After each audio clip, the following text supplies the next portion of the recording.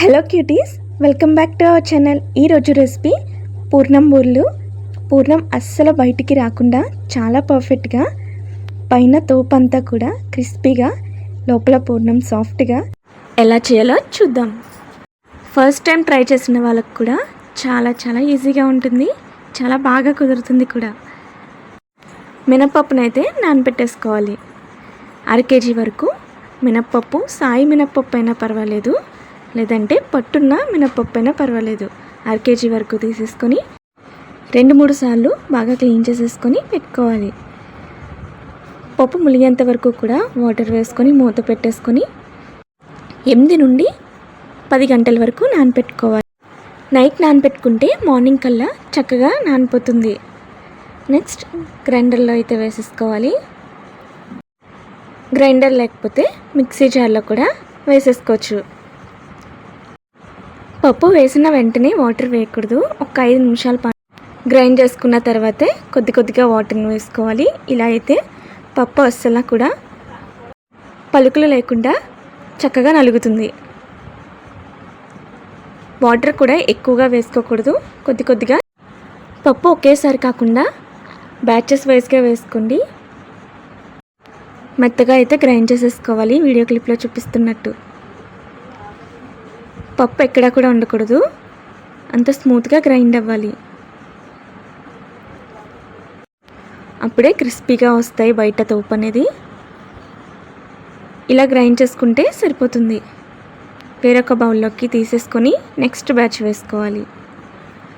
ఇలా పప్పునంతా కూడా చక్కగా వేసేసుకోవాలి.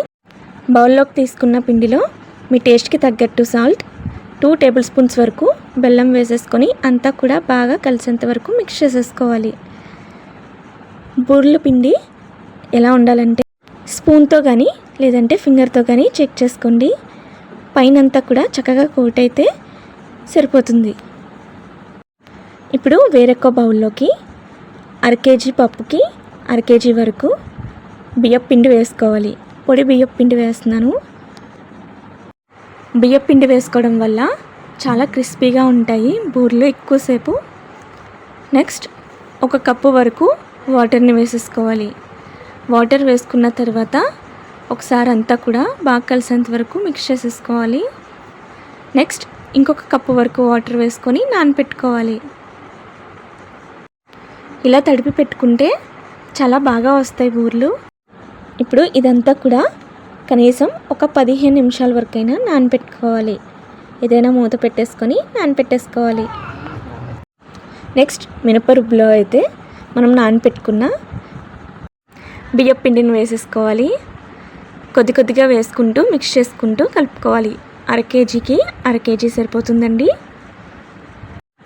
రుబ్బులో బెల్లం వేసుకోవడం వల్ల టేస్ట్ కానీ కలర్ కానీ చాలా బాగుంటుంది. బూర్లకి మంచి గోల్డెన్ షేడ్ వస్తుంది. ఇలా అయితే మిక్స్ చేసేసుకొని పక్కన పెట్టేసుకోవాలి. ఈ మిక్స్ని అంతా కూడా కనీసం ఒక 15 నిమిషాల వరకైనా నానపెట్టుకుంటే సరిపోతుంది. చూసారు కదా, కన్సిస్టెన్సీ ఇలా ఉండాలి. అమ్మ అయితే ఎప్పుడు కూడా ఇలా అయితే చూస్తారు. ఒక బౌల్లో వాటర్ వేసేసుకొని చిన్న తోపునైతే అందులో వేసుకుంటే పైకి తేలితే సరిపోతుందంట. కరెక్ట్గా కన్సిస్టెన్సీ వచ్చేసినట్టేనంట. ఈ టిప్ మీరు కూడా ట్రై చేసేయండి. నెక్స్ట్ పూర్ణం కోసం కుక్కర్లో 1/2 kg వరకు పచ్చిశనగపప్పు అయితే వేసేసుకోవాలి. 1/2 kg అయితే సరిపోతుంది. అన్నీ కూడా సేమ్ క్వాంటిటీతోనే తీసుకోవాలి. పప్పును కూడా ఒక 2-3 సార్లు క్లీన్ చేసేసుకొని పప్పు ములిగేంత వరకు వాటర్ వేసుకోవాలి. మరీ ఎక్కువగా వాటర్ కూడా వేసుకోకూడదు, అలానే బాగా తక్కువ కూడా వేసుకుంటే మాడిపోతుంది. కాబట్టి వీడియో క్లిప్లో చూపిస్తున్నట్టు కంప్లీట్గా పప్పు ములిగేంత వరకు వేసుకుంటే సరిపోతుంది. 4 నుండి 5 విజిల్స్ వరకు వేయించుకుంటే పప్పు చక్కగా ఉడికిపోతుంది. చూసారు కదా, నాకైతే ఇలా కరెక్ట్గా వాటర్ సరిపోయాయి, అసలు మిగలలేదు. మీకు కనుక వాటర్ మిగిలింటే పక్కకు తీసేసుకొని వాటర్ని పప్పు చారులాగా కూడా తాలింపు పెట్టుకోవచ్చు. చాలా టేస్టీగా ఉంటుంది, వేస్ట్ ఏం అవ్వదు. ఇప్పుడు పప్పు గుత్తుతో కానీ గరిటెతో కానీ బాగా మిక్స్ చేసేసుకోవాలి. ఇక్కడ కంప్లీట్గా ఉడికిపోయింది కాబట్టి నేను మిక్సీ జార్లో అసలు వేయలేదు. కావాలంటే మీరు మిక్సీ జార్లో వేసుకోవచ్చు. చూసారు కదా ఎంత బాగా స్మాష్ అయిపోయిందో. తర్వాత బెల్లం వేసుకోవాలి. 1/2 kg వరకు బెల్లం పడుతుంది. స్వీట్నెస్ కరెక్ట్గా సరిపోతుంది. మీకు ఎక్కువ కావాలన్నా తక్కువగా కావాలన్నా అడ్జస్ట్ చేసేసుకోండి. బెల్లం తురుమునైనా వేసుకోవచ్చు, లేదంటే బెల్లం పొడినైనా యూజ్ చేయొచ్చు. ఇలా చిన్న ముక్కలుగా దంచి కూడా వేసుకోవచ్చు.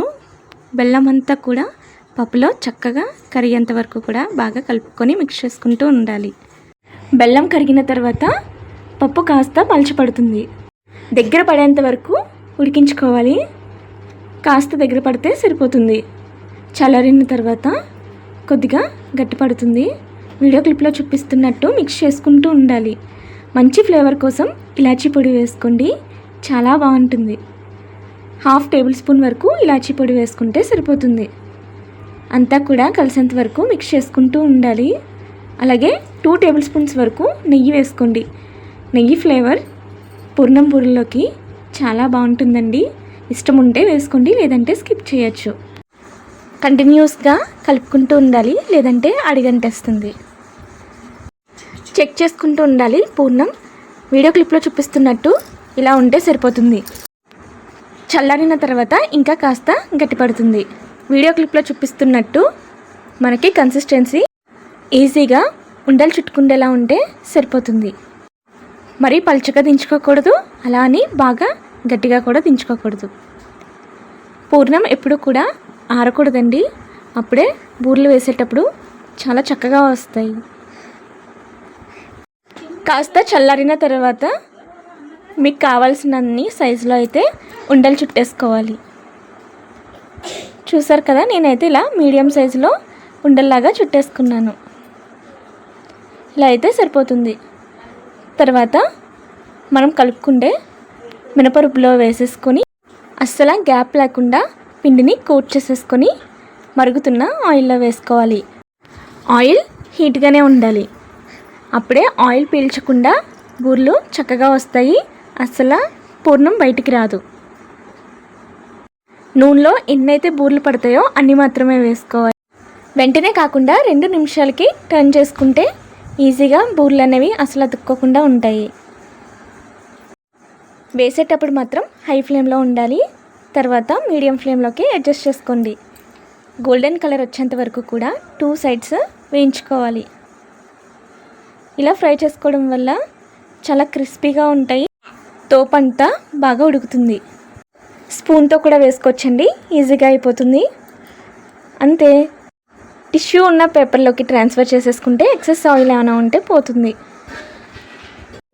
మీరు కూడా ట్రై చేసేసి మీకు ఎలా కుదిరిందో కమెంట్ చేయడం మర్చిపోద్దు. Thank you for watching.